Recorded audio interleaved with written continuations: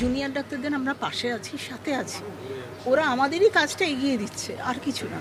কিন্তু একই সঙ্গে আমাদের রোগীরা যাতে সাফার না করে সেটাও দেখা উচিত, কারণ বহু গরিব মানুষ আমাদের এই এত বড় হসপিটালের ওপর ডিপেন্ডেন্ট।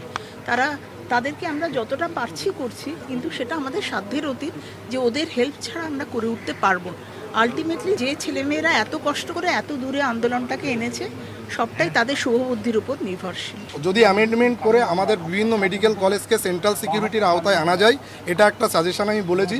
আর সিজ ওয়ার্কের ব্যাপারে যেটা আমার ওপিনিয়ন, সেটা হচ্ছে যে কর্মবিরতি তুলে নিয়ে অন্যান্য ব্যাপারে যদি আন্দোলন অন্যান্যভাবে যেভাবে করা যায় সেই ওয়েগুলো দেখতে। এবার সেটা হচ্ছে তাদের ওপিনিয়ন, আমি কাউকে চাপিয়েও দিইনি, এটা ছিল আমার ব্যক্তিগত ওপিনিয়ন। এবং ওরা ফাইনালি ডিসিশন নেবে, কারণ এই আন্দোলনের মুখ ওরাই পথ দেখিয়েছে।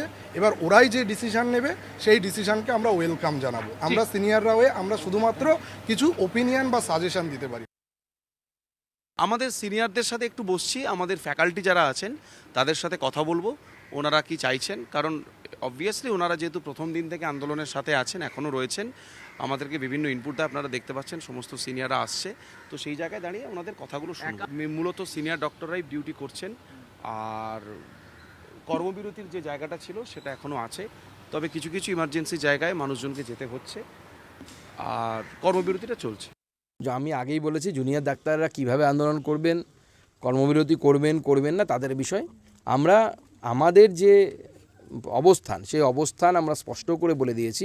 জুনিয়র ডাক্তারদের যে দাবি দাবাগুলো আছে সেই দাবি দাবাগুলোকে আমরা মনে করি এগুলো যৌক্তিক দাবি দাবা, এই দাবি দাবাগুলো পূরণ হওয়া উচিত।